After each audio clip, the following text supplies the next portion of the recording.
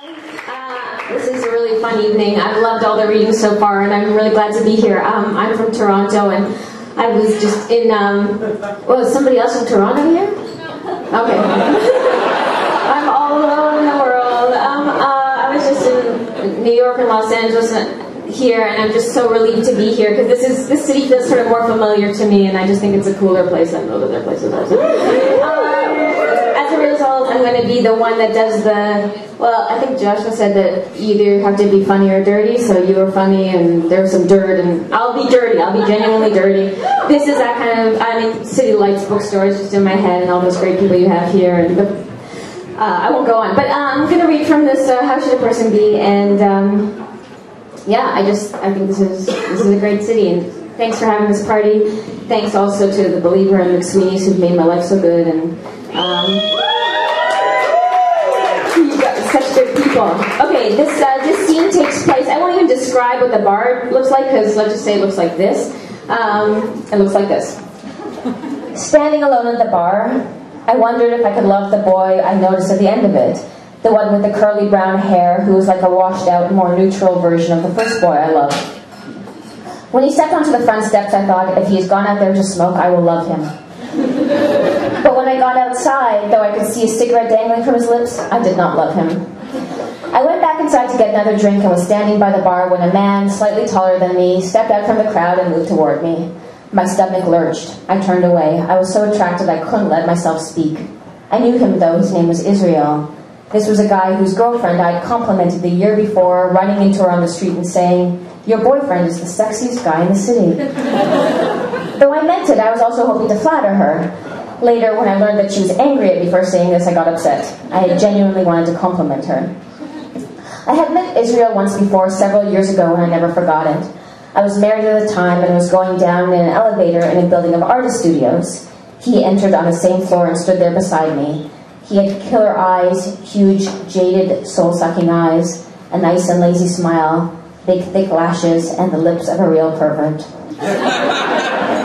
Watching his face in profile, I felt faint at a sense of destiny between us, as though we were not standing beside each other in an elevator, but were on the peaks of two separate and faraway mountains, with a deep valley and gorge between us. In that moment, I felt aware in my body of how difficult it would be to cross that distance to get to him. As we stood there at the party, talking to each other up close, a trembling was going through me. I began to worry about my play. I had only just left my marriage, and I needed to think about women, not men. I reminded myself, the flower of love soon fades, but the flower of art is immortal. But it was as if I was stuck on the floor beside him. When he asked me to leave the party, I startled myself by saying, "I'm celibate right now."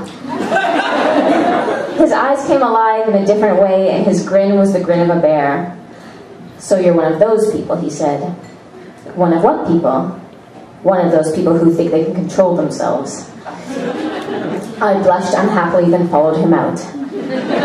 I didn't want him to think I was one of those people who thought they could control themselves. 50 pages pass, and now we're at a chapter that's called Interlude for Fucking. It's an interlude. The whole book is not like this. This is the interlude for fucking. But I'll read it to you because this is a good city.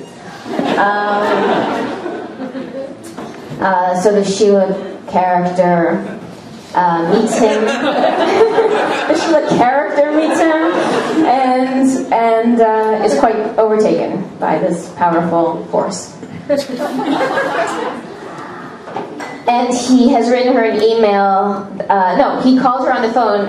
The Sheila character goes to Miami to the art fair, the Miami Basel Art Fair, with her best friend Margot. This book is really about the relationship between two female artists, Sheila and Margot. He calls her at the art fair and says, "Would you?"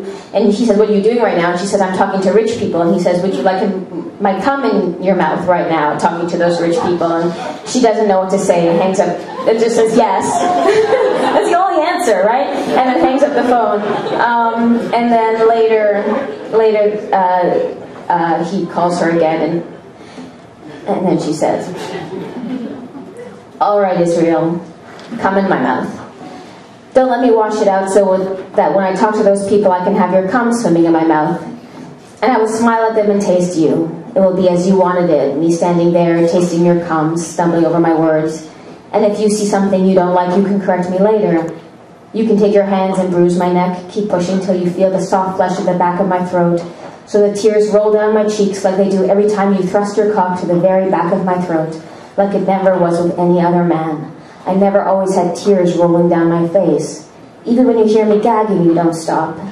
It's your unconcern that makes me want to do to you whatever you want with my body, which can be for you, while yours cannot be for me. I can see that your body must be for many women, and though I once thought the same of mine, that mine must be for all the men who wanted me, I can just tease with it if you will keep on fucking me. I wouldn't want your cum wasted on just one girl. No, when there are so many girls to take your disinterested thrusting.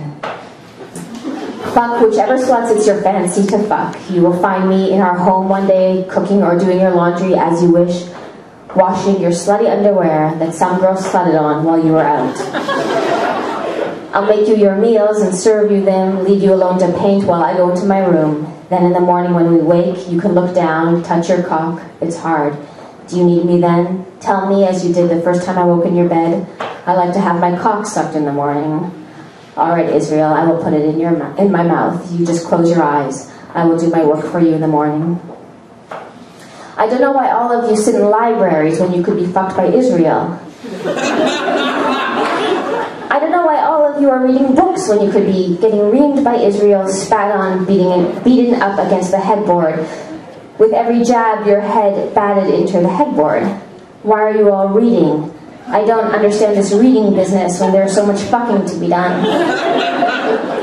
It always starts out the same, easy, you just get into bed. But instead of picking a book, you have Israel there, so no moments pass before his soft flesh is on your flesh, and his hands are on your skin like it's your skin, not some alien skin, but your skin moving from the inside. What is there in that book anyway? What is there to be learned tonight when you could learn to suck Israel's cock? What is there to think about when your brains could so easily be smashed against the headboard, in which case there's no way to think of anything? I don't see what you're getting so excited about, snuggling into your bed with your book, you little bookworms.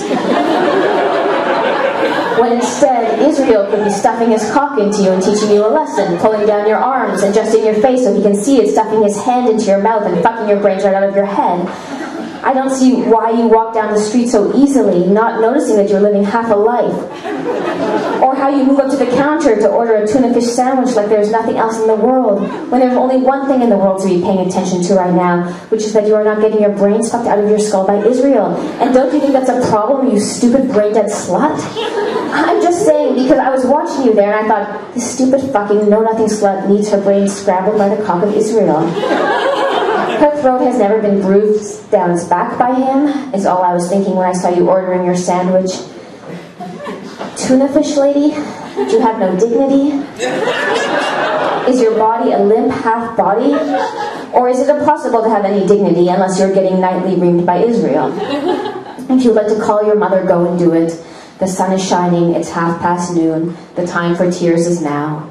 Please tell her I said hello, and that I think her daughter's a stupid cunt, that she thinks she can go around the world with her priss ass high in the air like a queen on a throne, while not having known the humiliation of being fucked by Israel. It is afternoon. It is evening.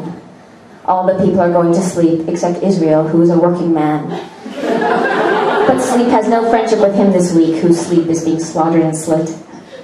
I really must hand it to all the grocers in the town, to all the flower sellers, all the pastry makers, all the people who stand on the floor of the stock exchange with their computers and their ticker tape, the secretaries, the office lunchers who sit in the dreary underground malls and eat their lunches, their grungy Chinese noodles, their grungy ham and cheese, who have no joy, who have no fucking, who have nothing but the dreariness of never having been fucked by Israel. It is Sunday now for all you lonely fuckers, but for me it's always Sunday afternoon. There's nothing but Sundays and 3 in the afternoons for me now, and even midnight is as leisurely as a stroll, all the leisure being battered and bashed by Israel. You poor, beautiful, lonely suckers whose lives I never wept for until now, whose sorrow I never noticed until now, whose dreariness I never dreamed of till now, enjoy what you can of a life without the magnificent cock of Israel. Then it gets really philosophical.